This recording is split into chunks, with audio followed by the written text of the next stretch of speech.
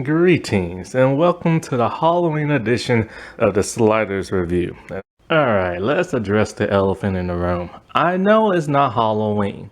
Alright, that's long past. But when it came to my Halloween videos, I ran out of time and I couldn't upload everything I wanted to. So that's why I'm uploading them past Halloween. But if you stop and look at it like this, at some point in time, it's gonna be Halloween time again, October.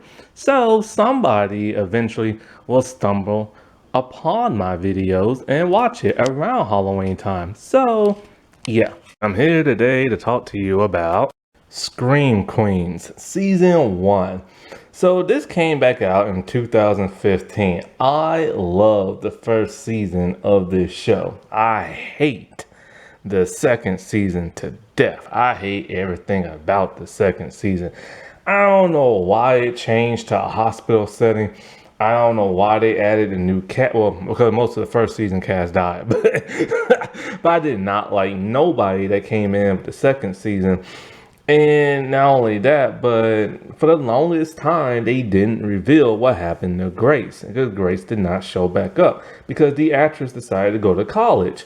Only for her to like a year later come back to Fox to do like The Gifted. So I don't know really what's the real deal as to why she didn't come back for the second season. Maybe she didn't get along with Leah Michelle. Like, hey, who knows? You know what I'm saying? Because at this time, I used to like Leah Michelle until, oh boy, it got revealed. She is an evil person in real life, a nasty skank little heifer and everything. And so like, but what do you expect? She's Ryan Murphy's little go girl and everything. And you know, he's the one who created this. He created Glee, Popular. You know, I recorded audio for Popular, but I just haven't did the templates for it yet. I really want to talk about that. I really need to hurry and get that out because I recorded that like 2.5 years ago. And he also did American Horror Story. I only like Popular that he did and the first season of this show. Glee, only watched one episode. I couldn't get into Glee, but I like the music of Glee. As for American Horror Story, I just can't get into that. Although there's one season, I think it's season 9, that's pretty good. But like, this show is hilarious. It's a slasher show, comedy. And I've been wanting to talk about this for at least 2 years, but I haven't been able to do it yet. So I'm all like, you know what? I finally rewatched it. I'm going to do the audio commentary tonight, the recordings for it and stuff like that. And so I'm just going to put it up. I'm not waiting for October to come. I'm just going to put the Halloween video up now. So it's already been set in my Halloween template. I did the templates a long time ago. And they just been sitting there and stuff. But yeah, I've been wanting to talk about this show for the longest time. The first season is so amazing, but it is not perfect. Now, this came out on Fox. I was very shocked and surprised because this is a slasher. It's going to deal with killing and blood. So I was like, there's no way Fox is going to show that. Oh, but they did. Whenever they show somebody getting killed, oh, they let the blood fly, which was really surprising. Sadly, however, the first season struggled big time in the ratings, and season 2 was unlikely, but they was able to get a pity renewal and everything. But season 2 was so god awful, nobody even bothered really to finish it, and it got canceled. Pretty much anybody you hear from will agree season 1 is the best and season 2 is just literal garbage.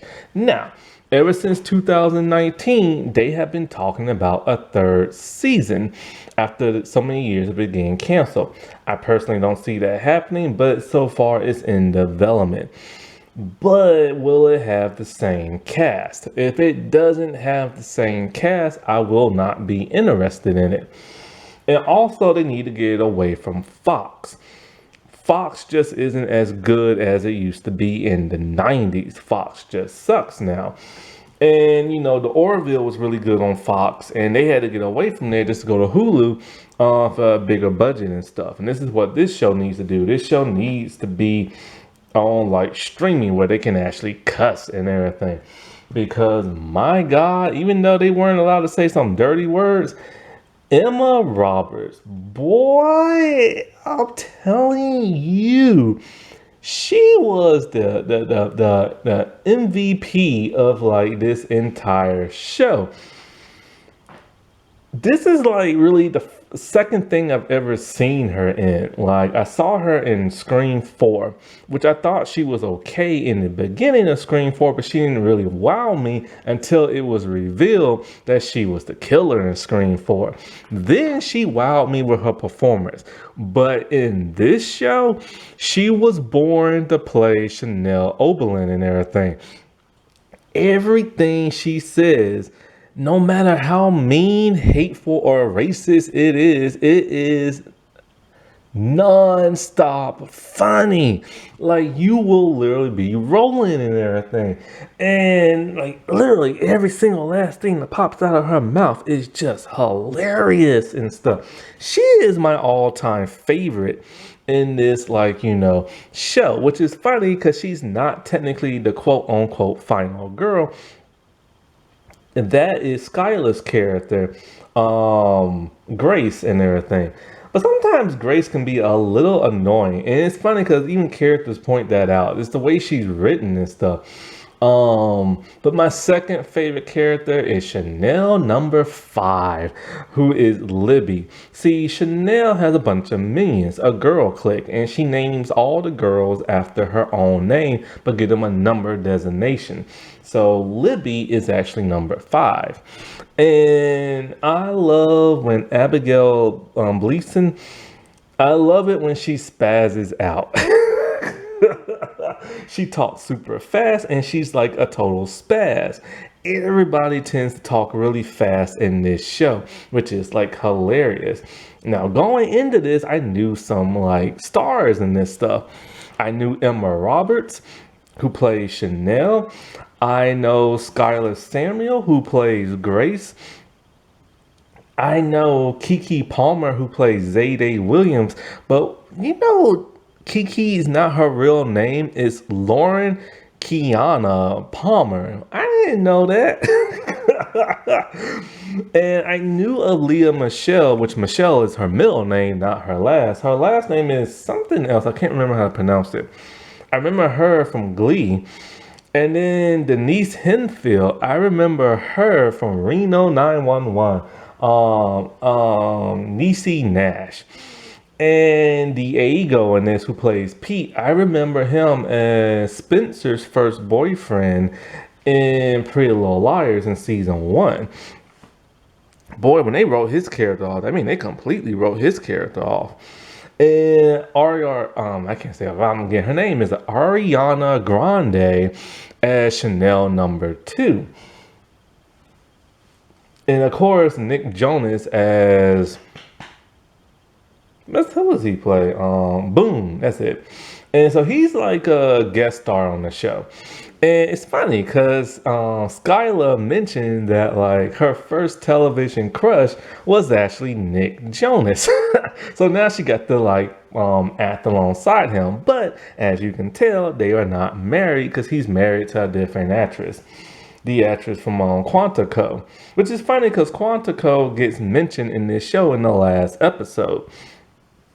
However, even though the rest, and Jamie Lee Curtis as Dean Munch and everything, like I could not believe they got the ultimate final girl in this, and Nazim something from SNL who plays Gigi and stuff, and so like. This is a huge cast, and even though I didn't know who Abigail or Billy Lord was at that time, I know them now. This show also has a minor cast in The Pledges. I don't remember none of those actresses' names. I remember Breezy, only because I remember the name Breezy. And a little something got shown when she was in her underwear in the show. But I'm surprised that made it because this is a broadcast TV. And yeah, I could not believe they actually showed that without like re-editing it. And basically she had like a camel toe. And I'm just like, dude, you're supposed to edit that out. And stuff. And so like, Whoa, what is it? What is it? What is it? So anyway, this is a comedy slasher, almost kind of like a spoof. It's very up there in the comedy. Like some of the things they say in this, you would just be kind of like, who talks like this? Like nobody talks like this in real life. And so basically, it deals with a sorority, the Kappa Kappa Tau, which is run by Chanel. And Chanel is this super self-absorbed like person who's super rich and super hot and wears all these fancy clothes, and she treats everybody like scum. And so basically a murder happened there like 20 years ago. The murder got what is it, covered up by Dean Munch and everything. And two kids were born, two twins, and they wanted to exact their revenge on the entire Kappa house. Weird, because that happened 20 years ago. Why not just punish the people who caused their mother to die? See, basically what happened is the mother got knocked up by a man, a college student, and she gave birth in like, the tub upstairs. Well, because the sorority girls are so nasty, they're all like, this is my favorite song by TLC Waterfalls and everything, and nobody's gonna stop my jam. And so she bled out when she gave birth to the twins. Dean Munch did not want this to go the news media and stuff to find out, so she had the girls like dig a hole and cover up the body and stuff, cover up the murder. And so there's always been like kind of like this curse on campus. So the twins come back to get revenge, but the people who are responsible, some of them are in hiding and some of them are still employed on the campus, but they decided just to take it out on the actual sorority itself, which makes no sense because the female students that are there now, they had nothing to do with this. And so that's just kind of strange and bizarre. So all these murders start happening and they're very gruesome. The first murder is actually just Chanel trying to show dominance to like the pledges and stuff, because like Zayde is very headstrong and defiant and stuff. And so like, yeah, it's funny. Kiki Palmer always plays the same type of characters, and everything she's in, they're all headstrong. They're all social justice warriors, and they're all like likable characters. And so like she doesn't like the defiance from Zayde and stuff. So she decides, okay, the maid who is there, she's just gonna burn her face and like the cooking oil and everything. And the thing is, 'cause they never turn the stove on because they don't eat. They never eat. Chanel makes her minions eat cotton balls and drink wine all the time. And so don't ever eat cotton balls. Anyway, so she was gonna put her face in the deep fryer, but the thing was turned off. Somebody, one of the twins, turned it on. And so it burnt her face off. And you can see it crumble off. It is disgusting. It is gross. It is sick. And there's all this bloody gooey stuff underneath. It is nasty. I can't look at that part. It's just nasty. It reminds me of fried pork rinds and everything. And so that was the first murder, but she did it by mistake. So they have to cover that body up by putting it in the freezer. Somebody ends up stealing that body.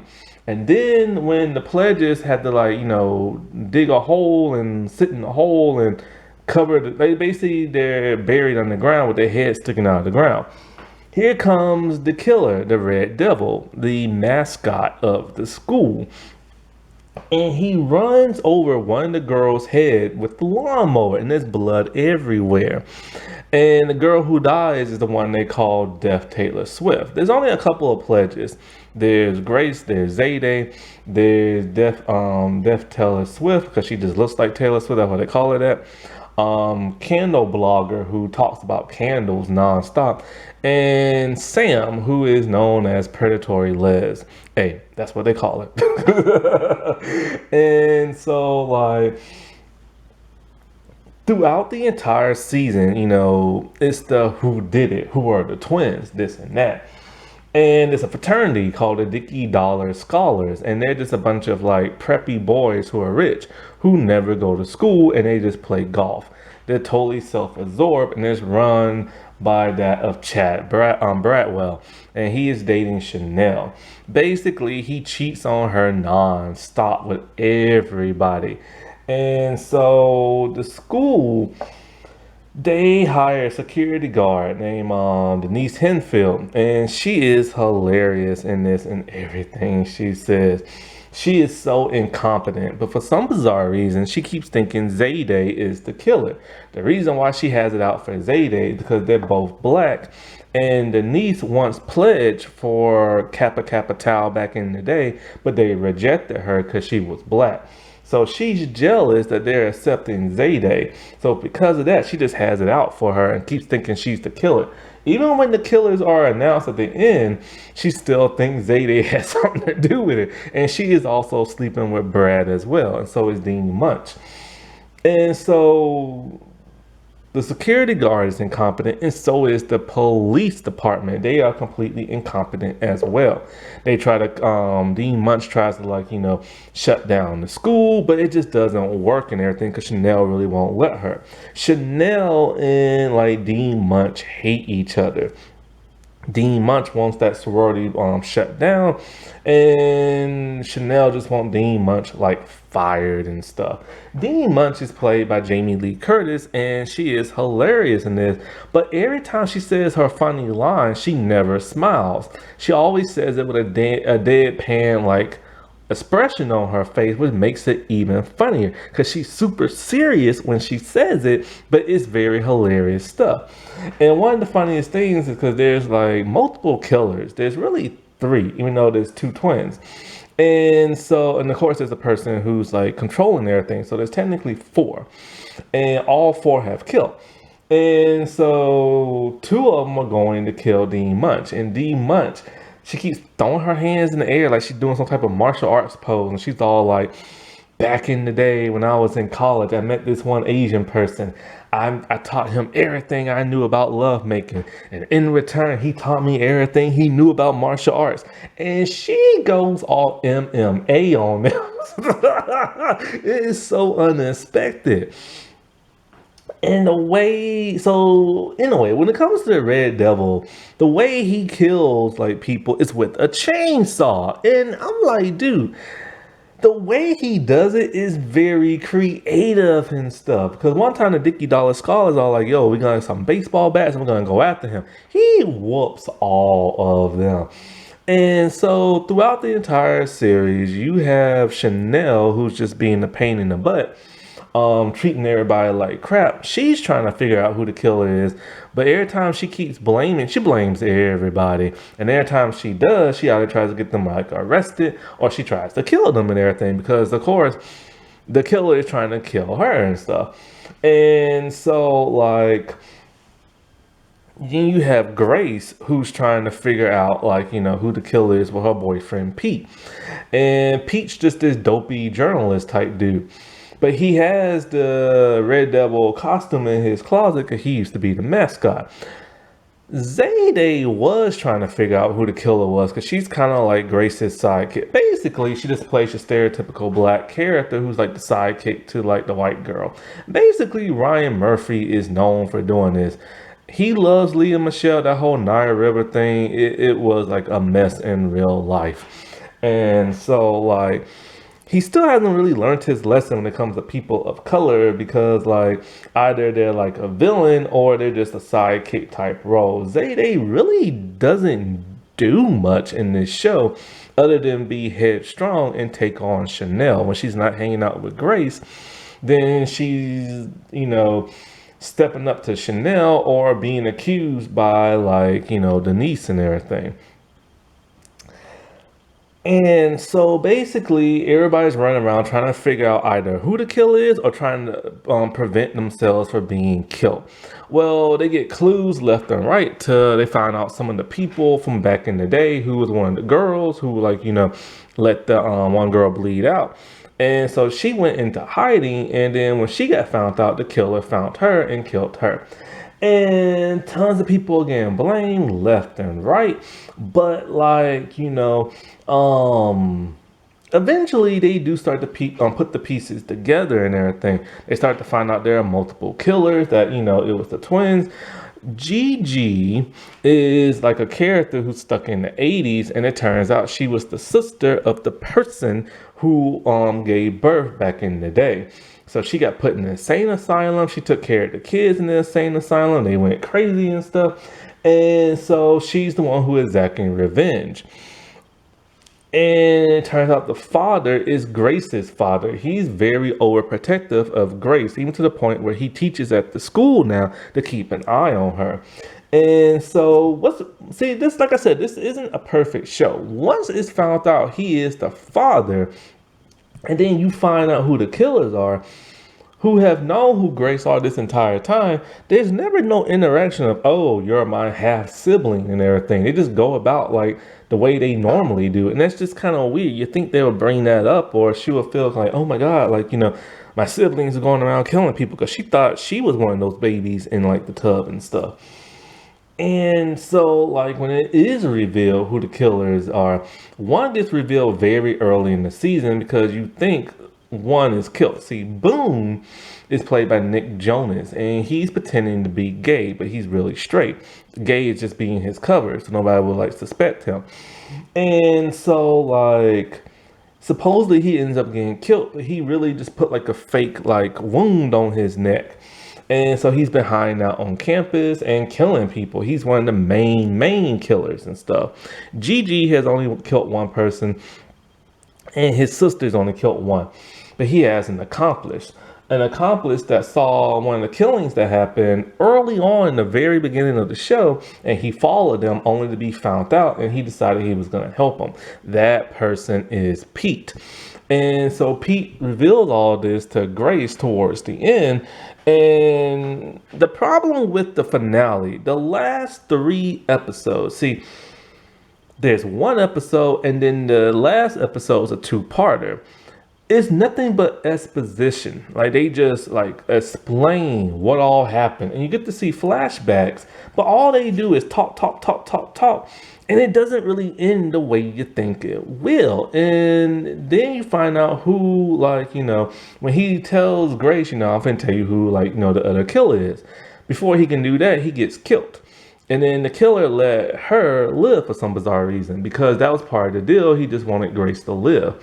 And when you find out the reason why Pete did all this, it's even dumber than the twins. Basically, Chanel made fun of him, embarrassed him. He doesn't like the sororities, they're mean, and he really hates Chanel, so he decides he's going to go on a killing spree and kill him. Giving the excuse that, even Grace is evil, because when she thought Dean Munch was the killer, she tried to kill Dean Munch. And so he's all like, you're no different than me. Only difference is I actually kill people. He's the one who killed Boone, and then he's the one who killed Gigi because he's trying to put an end to this. But he never tried to kill the sister and everything. And so Grace is trying to figure out with Zayday who is, like, the sister. So they know that it has to be one of the Kappa girls. So it can either be one of the Chanels or Hester. I didn't even mention Hester. Hester is the girl with the neck brace and everything. And so it turns out Hester's entire background is completely made up. If they just would have looked at that to begin with, they would have known. Her social security number is 123456789. She lives on Sesame Street Lane. And so it turns out she is the sister and everything. But she's been pretending this whole time. And so once they tell everybody and they're going to arrest her, they find her on the ground with a shoe in her eye. She got attacked. She blamed it on number 5. Number 5 is all like, yo, I didn't do it. Now, this is the part that gets really stupid at the end. The last episode, the first part is them finding out about Pete. Then the second part is them about the whole Hester. Hester is narrating the entire thing. She's narrating how they grew up in the insane asylum, how she wanted revenge, how they faked their admission into school, why she wears the fake neck brace and a back brace, to blend in. Then it's like, she has like a weird thing. Like, I get into the character profiles a little bit later, but basically, Grace and Zayday was nice to her, so that's why she's always let them live and everything. Plus, Boone like Zayday, but she doesn't like her brother Boone because she thinks he's an idiot and everything. So they blackmailed Pete, and then they blew up the pizza delivery guy and just to throw her off the trail. But that didn't work. So she framed Chanel number five. Chanel number five is all like, I didn't do it. I didn't do it. And then people's all like, no, Hester, you're like the killer because we've never even seen your parent. So then she hired some actors to be her parents. And even Zayday's all like, oh, hey, I saw you in that commercial. So they know it's a fake parent. But then here's the thing. Then she's all like, well, Chanel number five is adopted. She's like, no, I'm not. Those are my birth parents. Then the birth parents come in. They're all like, they lie. All like, yeah, she's not our daughter and we hate her.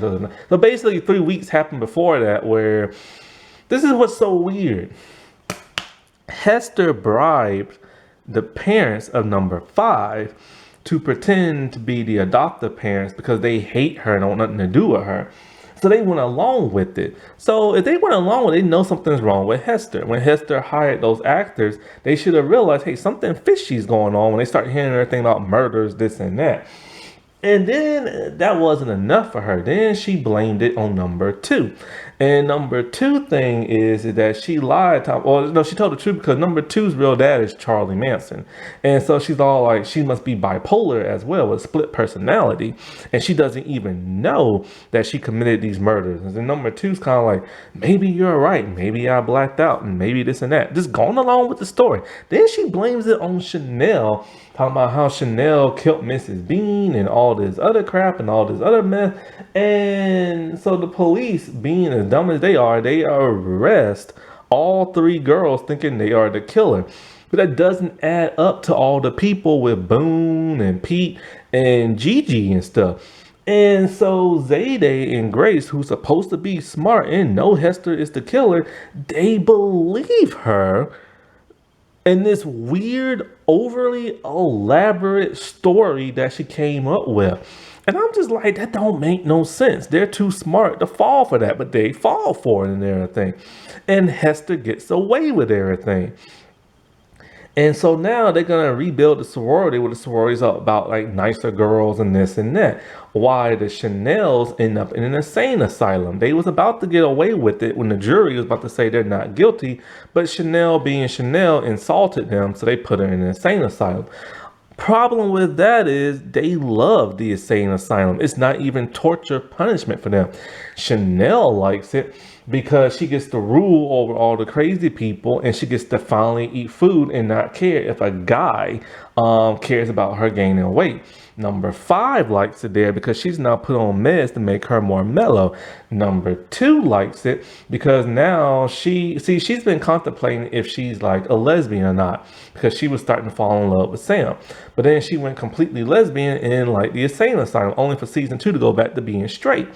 And so like they're just loving their time there. So it's not even torture to them. Then in the final scenes, here comes like the Red Devil ready to kill Chanel as she sleeps. But then in season 2, you find out who that really is, and it makes no sense. And so it's just kind of like, it started off really, really strong and really, really fun until you get to the end. And the end is just an explanation dump and everything. And not a very good one. It's an overly elaborate scheme that Hester came up with that is so cartoonish and unbelievable that only an idiot would believe it, yet two girls who are supposed to be smart and Dean Munch end up believing it. So that don't make no sense. But yeah, let's get in a couple of character profiles. I won't try to like go too long into that. So you have Chanel. She is super rich, racist, the ultimate mean girl. Emma Roberts was made for this role. There's one scene where she just walks it out. Like she has that walk and everything. The other Chanels try to frame her for being a red killer, so she ends up going to jail for like a day. She's so racist that she hires an Asian guy to do her homework and her test for her, and she calls him her Asian. She doesn't like to eat. She's super skinny. I tell you this, man, Emma Roberts might be the skinniest girl like probably there is in Hollywood, but boy, she whooped on her ex-boyfriend's behind, bloody him up. That's a strong little skinny girl right there.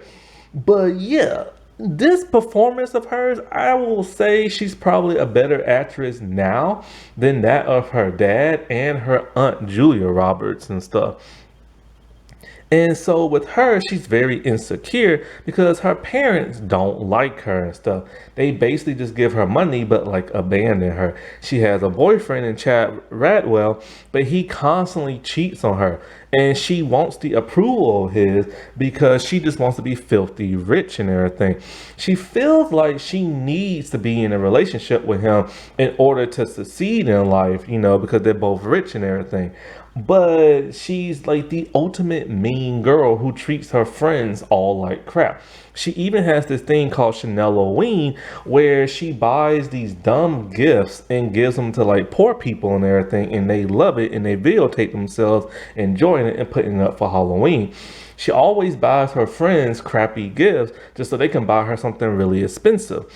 She basically bribes her friends. She's constantly accusing them of stuff. She's constantly making fun of them, especially number five, but they always come back to her because she knows that she needs minions and everything. And when she doesn't have that, then she's basically just like, nothing and stuff. And she gets very jealous very easily. And she hates Zayday and she hates Grace only because they're like super nice. Now, what's interesting is that Emma Roberts actually turned down the role of Harley Quinn in the DCEU for this role right here. I don't know if that was a smart idea or not, only because like she might be kicking herself for that because Margot Robbie became like huge because of that. But the Harley Quinn solo movie was not very good. And the two Suicide Squad movies are like, a toss up, of like, so-so type movies. And plus DCEU is over with now, and there's really no telling what's going to happen with the Harley Quinn character. Whereas for this show only lasted for 2 seasons, but she still has a working relationship with that of Ryan Murphy because of American Horror Story. Now she does do other movies here and there, but nothing as big as, of course, those superhero movies. The Ariana Grande character number 2, she's not in it that much. She's only in the first episode and she dies in the first episode very early on. She's very quiet and barely says anything. And so the killer kills off in a very dumb girl kind of way. And so but she has like a flashback scene where it turns out that she never liked Chanel and she will always walk behind Chanel when they're going downstairs just so she can push her down the steps and everything. And of course she was banging Chad and stuff. Chanel number 2, whose name is Sadie, it turns out that she did a DNA test and her father is Charles Manson. She wears these earmuffs on her head because she is the daughter of the actress who used to play Princess Leia in Star Wars, and Carrie Fisher. And so that's like an homage there. Now, she was straight in the beginning, but then when she sees Sam, the lesbian girl, Sam is kind of like into her and she's like contemplating if she's like a lesbian or not. Like she just doesn't know. And so she keeps coming on to Sam and making out, but she's not really sure until Sam dies. When Sam dies, Sam asks the killer to reveal themselves. It's Boone, but we don't see it's Boone. And so she's all like, wait, I can help you. And then of course Boone kills her anyway. And so I don't know why she was all like, I can help you, get revenge and stuff, unless she just didn't like them. So that's never really explained. And so like her adoptive father and parents, they're like these people who make like these well, them living room dinner things that you watch in front of TV dinners, and they don't pay attention to her at all, and she hates that. And like, they just care about the family business. So the Chanels, all their parents, like the reason why they're so self-absorbed and they stay together as a clique is because their parents just want nothing to do with them. And she literally says her real family is back in that sorority. And so, like, whenever Chanel's not there, she's in command and in charge and stuff like that. And her best friend in the entire show is number five. Number five is like the one of the most hilarious people on the show. Chanel dumps on her a lot. Her real name is Libby, and Chanel makes fun of her weight, tells her vagina has teeth, that she uses her teeth to like cut her toenails and everything, which she does. And basically, she treats her like utter dirt. And number five takes it. And Chanel even tells her, oh, you don't like it? You can leave. But she doesn't leave because she knows she has to be accepted somewhere in life. And so because she's always getting made fun of her weight, she feels like she just can't get a guy. So when she finally gets Roger and Dodger, her two twin boyfriends and stuff, like after they die, like she realizes she'll never get another hot guy again and goes on these dating apps and stuff. She's very, very insecure, and even her parents don't like her as well. And she hates Chanel and even joined like this cult that wants to like kill Chanel, but doesn't do it because she needs Chanel in her life to be accepted by everybody else. Chad Bradwell is just a weird, horny dude. He gets turned on by dead bodies. He wants to do it in their dead bodies. He gets naked and rubs up against a goat because he needs goat's milk because he's lactose intolerant. And he's just a weird, weird dude who always plays golf, never goes to class. He dates Chanel, but he cheats on her with everybody and stuff. And his entire family completely made fun of her during like Thanksgiving. And him and Denise, they get together when Chanel's in the insane asylum, only for Denise to get hired by the FBI, and she dumps him and everything. Zayde is very headstrong. She's very nice. She has a chainsaw under her bed because her grandma gave it to her. And she's always giving advice to people like Grace. Like Grace is her best friend. They have each other's back. Halfway into the series, the Red Devil kidnaps her and has dinner with her because Boone is like in love with her and stuff. But she's not into all that. And I think she's dating a guy named Earl Grey, which is just a British, like, tea drink, and they just named him because he's British. And he ends up dying because Boone got jealous and stuff. Basically, she doesn't really do nothing in the show other than playing sidekick. But she is a foil to that of, like, an adversary to Chanel because Chanel just does not like her. But other than that, she really doesn't have much to do, like, in this show. Grace is like the uber goody goody two shoe girl and everything. And so she thinks that, she was one of the babies in like the tub. Her dad's way too overprotective and strange. And so like she is trying to find out who the killer is, but she thinks that she might be related to one of the siblings and stuff. So she goes throughout this entire thing just thinking she is. She's so super nice that she does come off a bit annoying. And sometimes her dialogue is really weird to where they almost make her into like a dumb blonde and everything, even though she's supposed to be smart. And when she finds out that Boone and Hester are related to her, well, actually, she finds out Boone is related to her, but she never like questions it or nothing like that. Now, when it comes to Hester, because Hester lied and Grace believed her, Grace never tries to find out who the other baby was in like the tub and stuff, which is a weird like plot hole in the entire series. Like, why didn't anybody go looking for the other twin? And so like, because of that, she normally teams up with Pete and they doing all this investigation type stuff all throughout like, the series. And she really likes him until she tries to finally sleep with him until he's all like, you don't want to sleep with like a killer. And that's when he reveals who he really is and stuff. Now, Skylar, who plays Grace, I remember her from back in Wizards of Waverly Place, where she played a character named Gigi. Ironically, Gigi got written off after the first season. She was like the mean girl to Selena Gomez's character. I don't know what happened to her, but it's never been explained what happened, and she never explained why she left the show. Then, ironically, like she left this show to go to college in the second season, only to return back to Fox to be in that X-Men spinoff series, The Gifted. Most likely, she probably still had like a contract with Fox, and she had to like join like one of their other shows, probably. And so it's just kind of weird, like how she always leaves these shows and then all of a sudden pops back up in other stuff. No, and it's funny she plays a character named Gigi. No, a character. She played a character named Gigi in Wizards of Waverly Place, and there's a character named Gigi in Scream Queens and everything. Now, Grace is technically the quote unquote final girl, which never makes no sense because the killer never really targets her at all. And the killer actually targets the three Chanel, but mainly the main Chanel. So if you really think about it, and since you know all three Chanel survived, then technically they are really the final girls and everything, which is weird because they're also the mean girls and also villains of the show.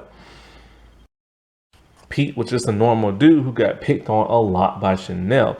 And as a result of bullying, he wanted revenge. When he found out Boone and Hester were like the killers, and he decided to work with Gigi and all them. And he enjoyed it, and cause he really hated them. But then he realized he couldn't do it no more. So he had to take out Boone and he had to take out Gigi. But he never tried to take out Hester for some bizarre reason. But Hester is the one who took him out. He's a very odd, like, type guy. You think he's very suspicious with how he talks and everything. Gigi has like this 80s fetish where she dresses like she's in the 80s. She is dating like, that of Grace's dad. And she's in competition because Dean Munch also likes Grace's father. And so like she is the sister of the girl who died in the sorority years ago. So she takes the kids in the Salem Asylum because she just went nuts in the head. But then she wanted her revenge. It's to the point where you really don't even realize she's in cahoots with all of them. Her first and only kill in the show is when she killed the mascot and took his costume, that of the Red Devil. Her head was served up in Thanksgiving episode, which I talked about a long time ago. Go watch that. And she met her demise. Boone is the dude who pretends to be gay. He was one of the twins in like the tub. Now the thing about Boone is he barely shows up in the show because he's a guest star. When he fakes his own death, he disappears for the rest of the series and you do not see him. And then what's even weird is when he finally comes back, he's like in disguise with a mustache and fake hair. They think he looks like Joaquin Phoenix. He looks more like John Bernthal from like The Walking Dead and The Punisher. So then he's like all in love with Zayday. Because of this causes problem with him and Hester. And so Pete ends up killing him and stuff. Now, what's weird is that they say he had a guest role in the finale episode, but he never shows up in the finale in none of the flashbacks, which is just kind of weird. Only his voice does. He appears only as the Red Devil, by the stunt person who wears that costume. So I don't know why he didn't show up in like the finale at all.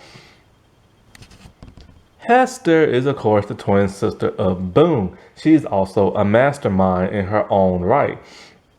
To blend in at school, she realized if you're like the strange kid that is somewhat disfigured, nobody asks you a bunch of questions.